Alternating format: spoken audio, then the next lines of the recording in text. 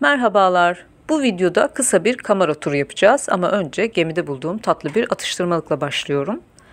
Kameranın dış kısmından içeri girince bizi böyle bir manzara karşılıyor. Şu an salonumuzdayız. Kameramız biraz dağınık, bu yüzden kusura bakmayınız. Fakat tek çektiğim video buydu. Burada geminin sabit bilgisayarının olduğu bir çalışma masamız var. Oturma alanımızın karşısında da televizyon, buzdolabı ve dosya dolaplarının bulunduğu mobilyalar var.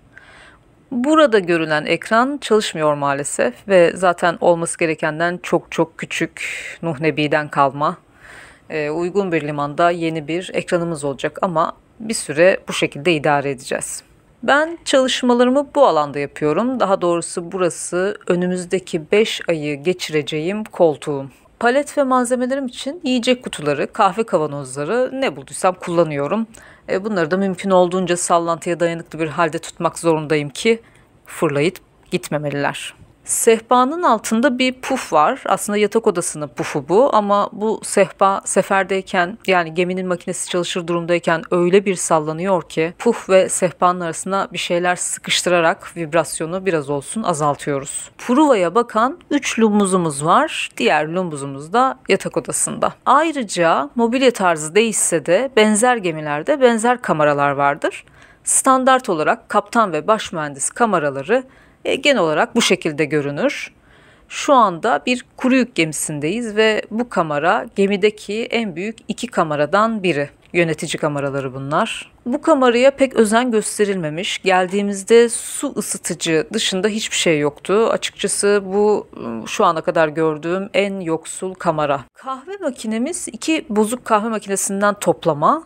Biraz akıtıyor, o yüzden 2 parça halinde tutuyorum burada. Ve her yerde kaydırmaz görmek mümkün. Bu da sallantıda eşyalarımızın düşmemesi için şart. Yerler halı ile kaplı fakat iyi kullanılmamış ve kömürlü ayakkabılarla üzerinde gezilmiş, öyle görünüyor ve buraya bir halı isteği yaptık. Bakalım limanda gelecek mi? Merakla bekleyeceğiz. Şu anda bir nevi otel odası gibi kullanıyoruz. Yerler kirli olduğu için çoraplarımızla dolaşamıyoruz. Dolayısıyla yerlere paspaslar koyduk ki uyanır uyanmaz ayağımızı temiz bir alana basabilelim. O yüzden böyle karmakarışık görünüyor.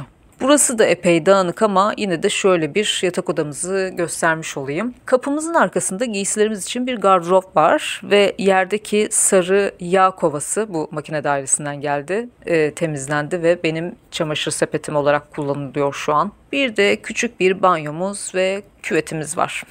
Aslında bu küvet burada kullanmak için hiç uygun değil ama genelde küvet koymayı seviyorlar. Çünkü sallantı olduğu zaman onun içinden inip çıkmak pek kolay olmuyor. Bu arada bu dik videolar için üzgünüm. Bunu telefondan izlemek üzere çektiğim için bu şekilde kaldı. Çalışmalarım için Duralit ya da Şövalye yerine kamerada bulduğum bir mobilya parçasını kullanıyorum. Bu da epey işimi gördü açıkçası. Hazır kamerayı göstermişken kameradan çıkıp merdivenlerden inelim ve giriş katının üstünde bulunan yani A katındaki zabitan yemek salonunda kahvaltı saatinde yemek salonunun nasıl göründüğüne şöyle bir bakalım. Evet, ben de Hedek'te yaşıyorum. Burası köprü üstü, bridge denilen köprü üstü kontrol alanı. Burası da yemek salonlarının ve oturma salonlarının olduğu kısım. Burası da gemiye girişin olduğu, işte lumbarazı denilen kısma çıkışın olduğu kat. Burada da ofisler var. Makine dairesine girişte bunda. Ben şimdi yemek.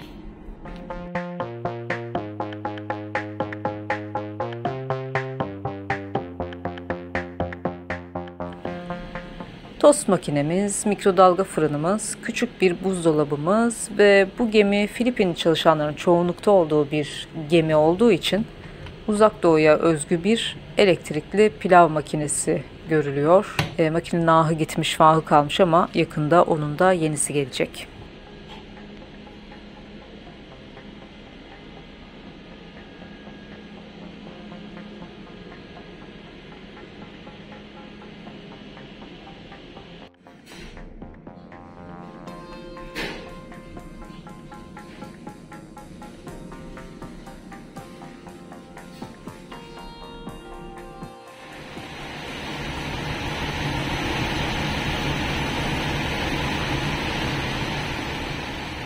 Kısa da olsa gemimizin yaşam mahallinin altında bulunan, yani geminin suya batan kısımlarında kalan makine dairesine, yani geminin kalbine de bir bakmış olalım. Burası çok gürültülü bir yer. Girer girmez kulaklık takmak gerekiyor ve kat kat aşağı iniliyor. Çok büyük, devasa bir makinesi var. Burada kontrol odasını çekmemişim ama sonraki videolarda geminin makine dairesindeki kontrol alanı olan kontrol odasına da yer veririm diye umuyorum.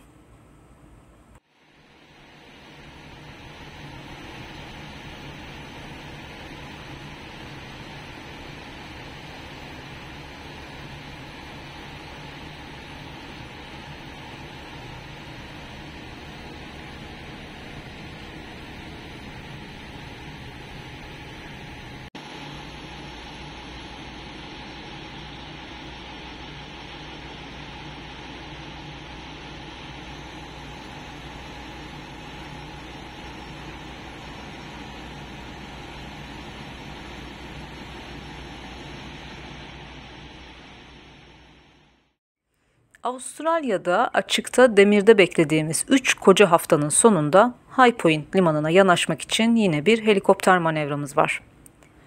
Pilot gemiye helikopterle geliyor. Pilotu sabah 10'da aldık. 2 saat boyunca kılavuz kaptan bizim kaptanlarımıza eşlik edecek ve gemiyi limana beraber yanaştıracaklar. Bu süreçte görevli tüm zabitler manevra boyunca görev yerlerinde olacak. Buraları hızlandırarak geçiyorum. Kılavuz kaptan helikopterde bir şey unutup geri dönüyor. Ardından mürettebat tarafından karşılanarak köprü üstüne çıkacak.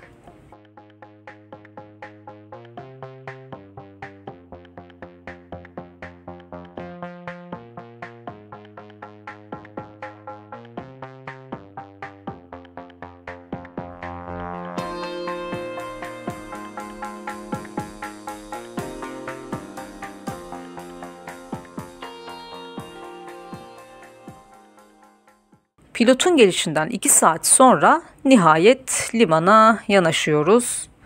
Bu limanda sadece bir gün kalacağız. Yani 24 saatten biraz daha fazla kalacağız.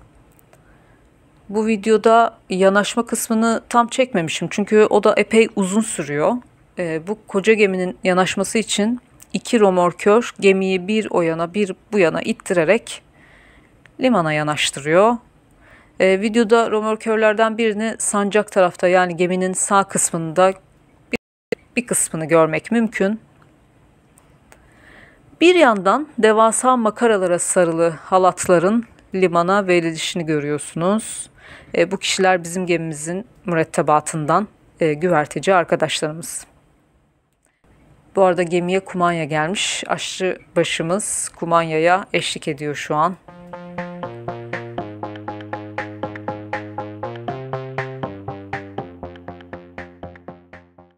Ardından ambar kapakları açılmış ve yükleme başlamış. Bu arada bu gemi 7 ambarı olan çok büyük bir gemi. Neredeyse yani 90.000 tona yakın bir kapasitesi var. Ve normalde bir günde yüklenmesi inanılmaz, yani mucize gibi.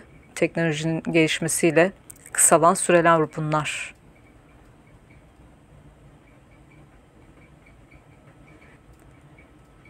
Bir süre için yüklemenin gerçekleştiği görüntülerle sizi baş başa bırakacağım. Belki buralar biraz sıkıcı olabilir ama ben bazen bu devasa yaratıkları izlerken meditatif bir etkiye kapılıyorum. Tıpkı kepçe ve benzeri araçları, yani inşaat çalışmalarını izlemek gibi bir şey bu. Evet, şu an kömür yüklemesi yapılıyor.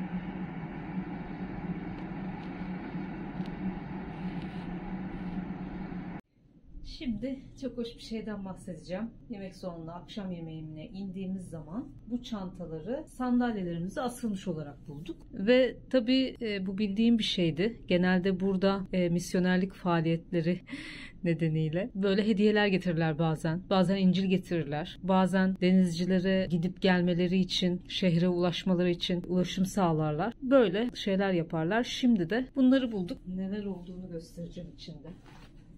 Bunları böyle tatlı tatlı belli ki dikmişler. Birincisi bu benim için. Bunlar oradan değil ama olsun göstereyim. Kumanya gelmiş. Herkesin istihkakını vermişler. Çok aç kalırsak yeme alternatifi olsun diye. Artık Türkiye'de de bolca satılan noodle'lar. Sonra böyle bir şey. Bakın karpuz bu. Şöyle bir güzelliği. Bizim Müslüman olduğumuzu bildikleri için sormuşlardır muhtemelen. Domuz jelatiniyle yapılmamış. Normalde öyle şeylerle yapılır. Yani Müslümanlara özel getirilmiş. Bir çorap. Bir diş macunu. Evet.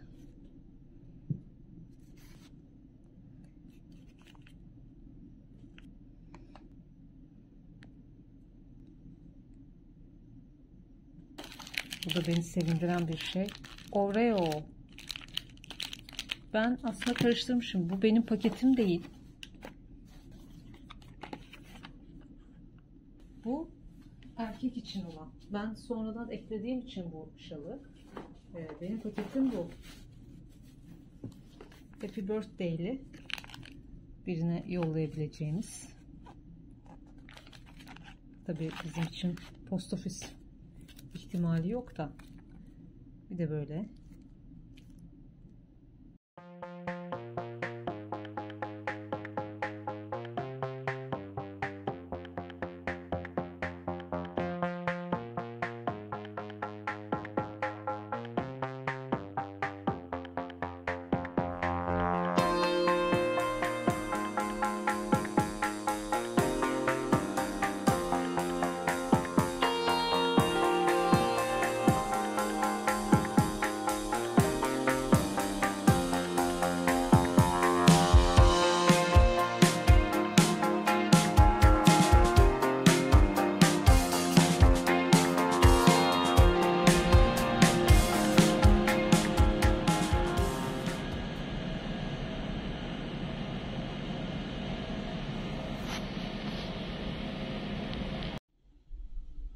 Bu arada tabii ben bir yandan hayatıma devam ediyorum ve kendi çalışmalarım üzerinde çalışıyorum.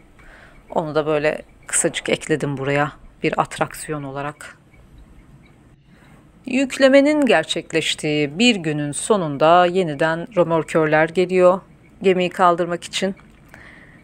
Gemi küçük araçlar gibi direksiyonu döndürünce dönmüyor tabii. Bu römorkörler bizim dönüşümüze, kalkışımıza yardımcı oluyorlar. Artık Avustralya'dan ayrılıyoruz ve bu yükü Kore'ye taşıyacağız. Avustralya'nın High Point limanından Kore'ye günlük yolumuz var. Yükü nereye boşaltacağımızı buraya gelirken biliyorduk. Lakin genelde bir sonraki limanlar belirsizdir. Henüz Kore'den sonra nereye gideceğimiz hakkında şu anda fikrimiz yok. Yük bağlandığında sonraki seferimiz bize şirket tarafından deklare edilecek. Burada genelde böyle bize diye kullanıyorum çünkü gemideki konuşma diline de alıştığım için tuhaf gelebilir belki. Bu videoyu buraya sallantıyı anlatan görüntülerden biri olarak eklemek istedim. Gün batımı o kadar güzel renklerle gelmiş ki kameramızın bulunduğu katın koridorundan dışarıya bakan lumbuzdan sallantılı bir ışık oyunu görülüyor. Attention crew. Tonight, ship's clock will be retired by 1.5 hour. I say again, tonight, ship's clock will be retired by 1.5 hour. 1.5 hours. Thank you. Ben bu ses kaydını yaparken kameramda oturduğum yerde, tabii kameramın içinde bir hoparlör var. Herkesin kamerasında var, her yerde var. Ve bazen böyle takım uyarılarda bulunuyor, haberler veriliyor. Ve saatin bu gece geri alınacağına dair bir şeyler duyduk şu an ve onu da Kesmeyeyim, burada kalsın dedim. Ve videonun sonunda Türk denizciliğinden bir tabirle bitirmek istiyorum. Allah selamet versin. Teşekkürler.